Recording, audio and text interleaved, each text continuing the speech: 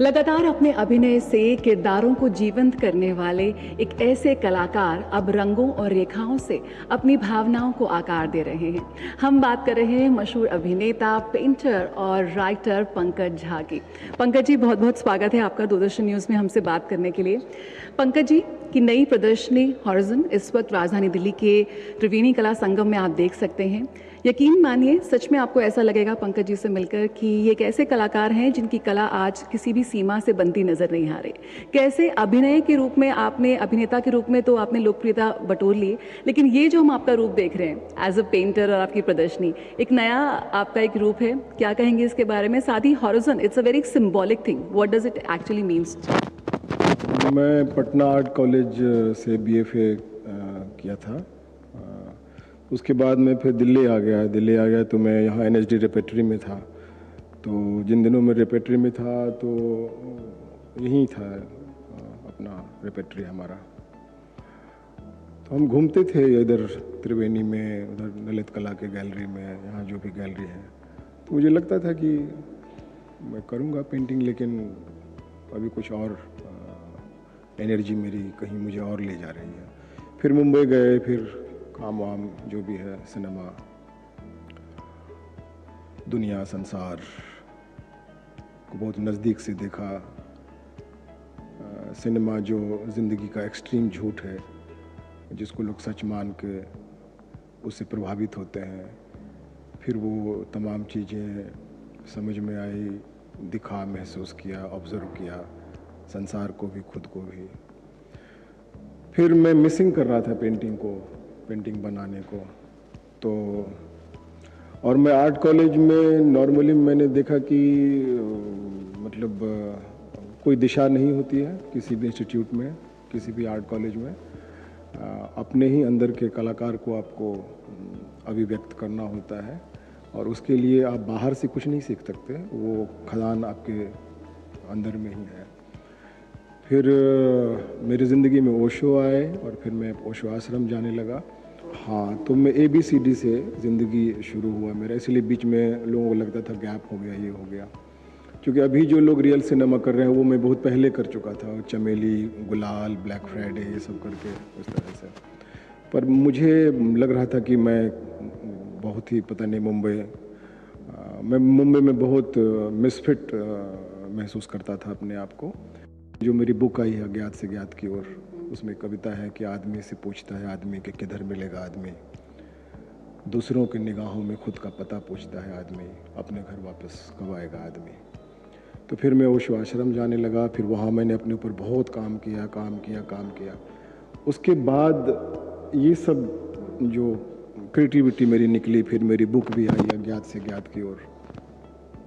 फिर मुझे रियलाइज़ हुआ कि क्रिएटिविटी जो है वो जब आप नहीं होते हो तब आपके अंदर से जो निकलता है, दिस इज़ रियल क्रिएटिविटी।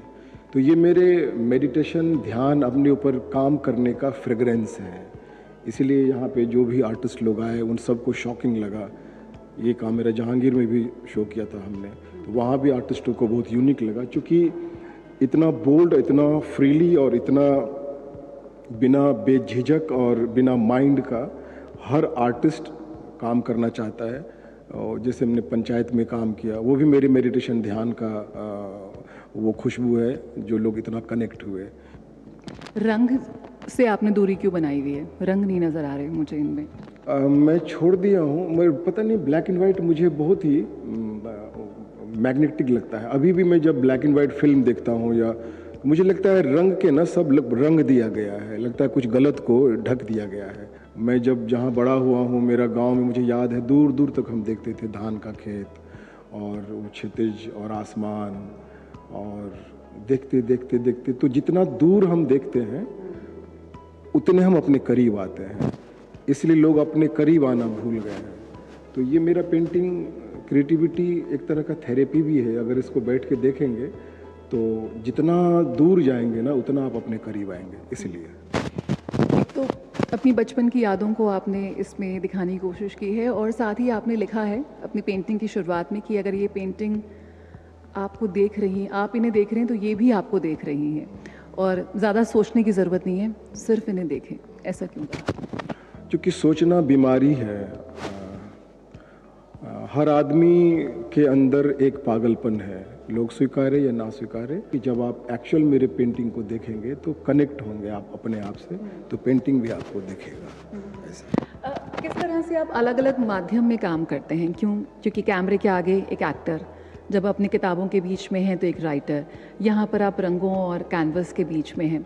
कैसे सीमाओं को पार करते हुए एक इंसान के रूप में जब आपने खुद को डिस्कवर किया, आज अलग अलग माध्यम से आप खुद को एक्सप्रेस कर रहे हैं, कितना कुछ है अंदर? मेरी कविता है कि आते तो देखा था शायद आर पार हो गया।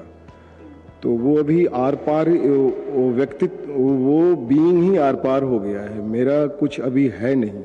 जैसे मेरी कविता है कि एक हम हैं, एक तुम हो और एक कोई नहीं है। तो वो जो कोई नहीं है ना, वो उसको हम नहीं नाम दे सकते हैं, ना उसके बारे में उसको डिफाइन कर सकते हैं, ना उसके बारे में बात कर सकते हैं।